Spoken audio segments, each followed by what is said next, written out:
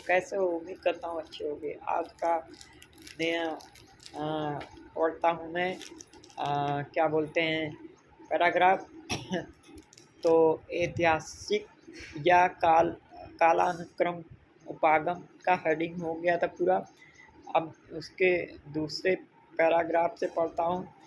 The प्रक्रम रूप उपागम के अंतर्गत स्थल रूपों एवं भू आकृतिक प्रकारों में मध्य संबंधों का निर्धारण किया जाता है। यह उपागम प्रक्रम भू आकृतिक विज्ञान की इस अवधारणा पर आधारित है कि प्रत्येक भू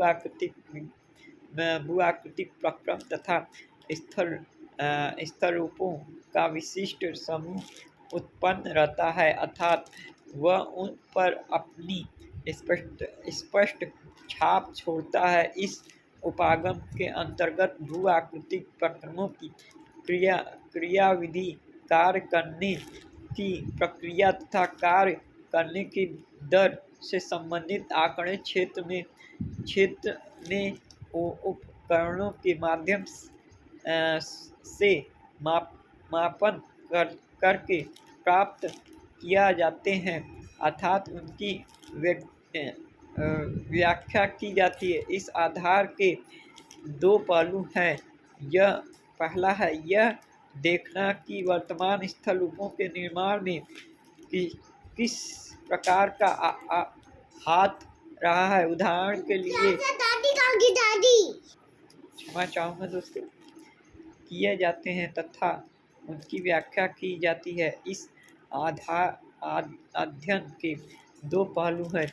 ये पहला यह देखना कि वर्तमान स्थल रूपों के निर्माण में किसी प्रकार का हाथ रहा है। उदाहरण के लिए उन क्षेत्रों में जहाँ इस समय शीतोष्ण जलवायु है, यदि परंपरा से संबंधित स्थल रूपों यथी पिंगु मिलते हैं तो इतना तो निश्चित हो जाता है कि वर्तमान जलवायु से संबंधित जलीय प्रक्रम का उनके निर्माण में कोई हाथ नहीं रहा है। ऐसे हालात में हिमानी प्रक्रम का प्रभाव अमिट हो जाता है। यदि किसी क्षेत्र में वर्तमान समय में कोई प्रक्रम कार्यरत है तो उससे निर्मित होने वाले सभी स्थल रूप की रूपरेखा तैयार की जा सकती है।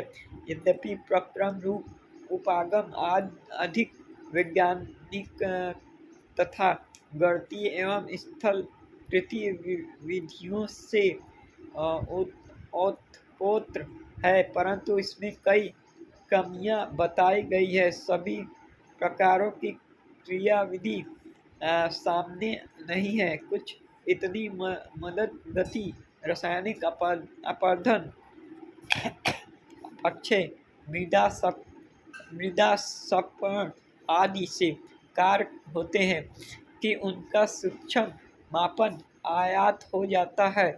इस तरह कुछ प्रक्रम विशिष्ट भूलन रूप कर कार्य करते हैं। इनकी क्रिया विधि का सही ज्ञान प्राप्त करना दुष्कर हो जाता है, परंतु वर्तमान समय में कई ऐसे यंत्र बना लिया गया है जिससे इन प्रक्रमों की क्रिया विधि का मापन आसानी से हो जाता है।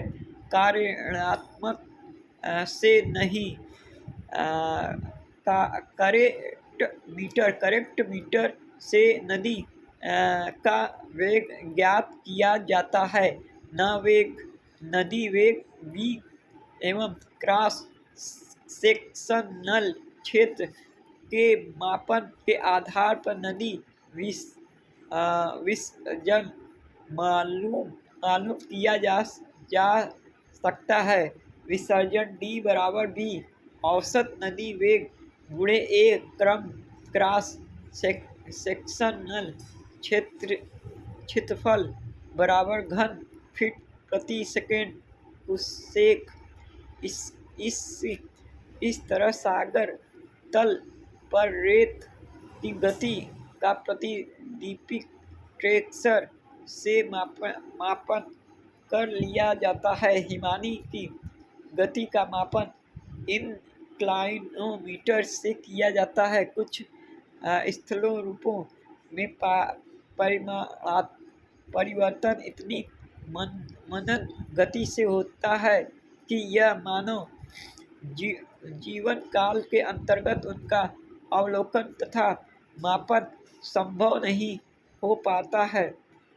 एक प्रक्रम का एक स्थलरूपों से संबंधित स्थापित करना त्रुटिपूर्ण है, क्योंकि किसी भी स्थलरूपों के निर्माण में कई प्रक्रम मिलकर साथ साथ कार्य करते हैं। ऐसे स्थिति में प्रयोगशाला में मॉडल के प्रयोग से कुछ सही निष्कर्ष निकला जा सकता है। सर्वाधिक कठिन कार्य प्रक्रमों एवं स्थल रूपों माध्यम कार्य करण संबंधित स्थापित करने का है। अधिकांश अपक्षय प्रक्रियाओं यशा भौतिक, रासायनिक एवं जैविक अपक्षय साथ साथ कार्य करती हैं। इस तरह इसमें से एक को अलग करना दुष्कर होता है। इस उपागम का आगे विस्तार के साथ विवेचन किया गया है। दूसरा है मेरे दोस्तों भू आकृतिक विश्लेषण के उपागम। हेडिंग डाल लीजिए, भू आकृतिक विश्लेषण के उपागम।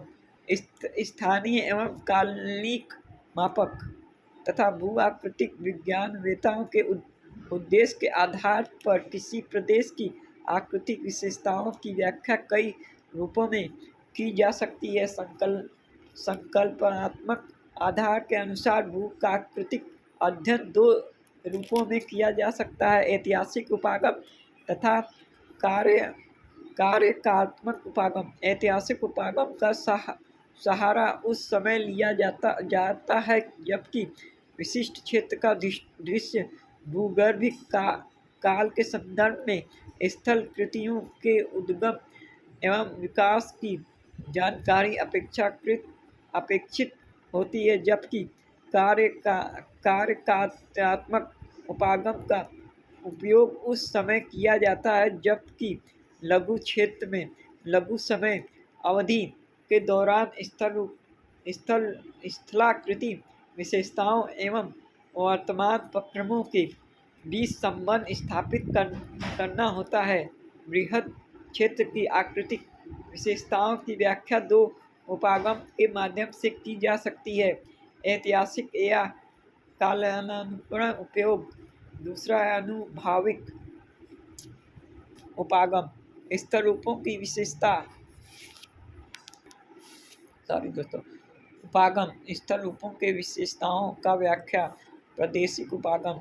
क्रमबद्ध उपागम भी किया जा सकता है। ऐतिहासिक उपागम के तहत विस्तृत क्षेत्र के स्थल रूपों के विकास की दीर्घ भूगर्भिक काल चक्रीय समय के संदर्भ में क्रमिक अवस्थाओं में व्याख्या की जाती है।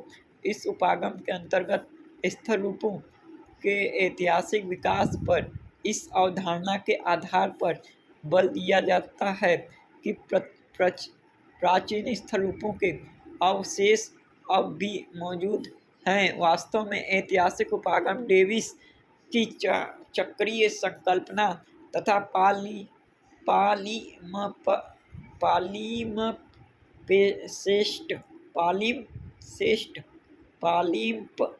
पालिम्पसेस्ट स्थल कृति की अवधारणा पर आधारित उस स्थलाकृति की को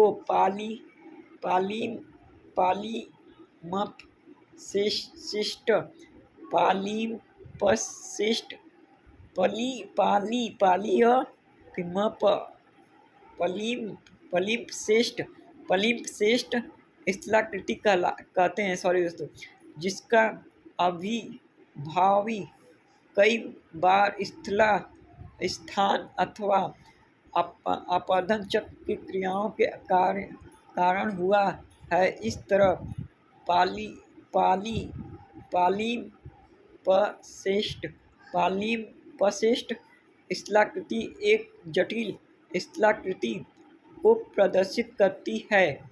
ठीक मेरे दोस्तों, वास्तव में यह उपागम पुनर्लिखित हस्तलिपि की संकल्पना पर आधारित है। हस्तलिपि की संकल्पना पर आधारित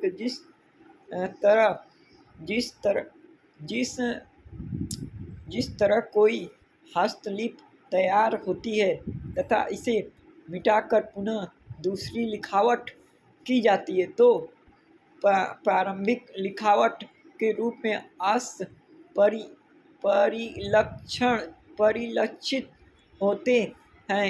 उसी प्रकार भू-आकृतिक ऐतिहासिक रूप पुस्तक के विभिन्न अध्ययन भू-आकृतिक घटनाओं के विभिन्न काल में प्रारंभिक प्रक्रमों द्वारा जिस स्थलाकृति का सृजन हुआ, आगे आने वाले समय में दूसरे प्रक्रमों ने उन स्थलाकृतियों के अधिक भाग को मिटाकर अपरधिक करके नए स्थला रूपों का सृजन किया, परंतु प्रारंभिक स्थला रूपों के कुछ अवशिष्ट भाग आज भी परिलक्षित होते हैं। इन अवशेषों के आधार पर भू-आकृतिक ऐतिहासिक रूपी पुस्तक के प्रारंभिक रूप को संवारा जा सकता है। इस विधि के अंतर्गत स्थल रूपों की विकासित श्रेणियों का अध्ययन समय के परिवेश में किया जाता है। इस ऐतिहासिक उपागम में यह देखा जाता है कि स्थल रूपों विशेष या सामूहिक समूह का वर्तमान रूप कैसे प्राप्त हुआ, उस प्रारंभिक रूप क्या था तथा वर्तमान रूप को प्राप्त करने में उससे अपने विकास की कितनी सरणियों से होकर गुजरना पड़ा है। इस उपागम में किसी विशेषता विशेष को चुना जाता है तथा इसके अनाच्छादन कालानुक्रम का अध्ययन किया जाता है। निश्चित ही कालानुक्रम उपागम प्रादेशिक भू-आकृतिक से संबंधित है। इस अध्ययन का प्रमुख आधार प्रारंभिक अवशिष्ट अपरदन सतह है। अध्ययन के दौरान पहले इन संप्रयासों की पहचान, उनका तथा व्याख्या की जाती है। इसके बाद उस क्षेत्र में अपवाह प्रतिरूप के विकास का ऐतिहासिक अध्ययन किया जाता है कि ताकि यह विधि हो सके कि वर्तमान अपवाह प्रतिरूप का रूप कैसे प्राप्त हुआ। कालानुक्रमिक उपागम में भूविज्ञानिक संरचना, शैलिकी, सागर तत्व परिवर्तन, जलवायु संबंधी परिवर्तनों, वनस्पति तथा मानव क्रियाकलाप का प्राप्त महत्व होता है। तो इसी के साथ दोस्तों अगला पैराग्राफ कल पढ़ूंगा, तो मेरे चैनल को सब्सक्राइब कर लीजिए, बेल आइकन दबा लीजिए और अच्छा लगे तो लाइक करिए, नहीं अच्छा लगे तो डिसलाइक कर दीजिए, लेकिन कुछ करिएगा ज़रूर दोस्तों। ठीक है दोस्तों, जय हिंद।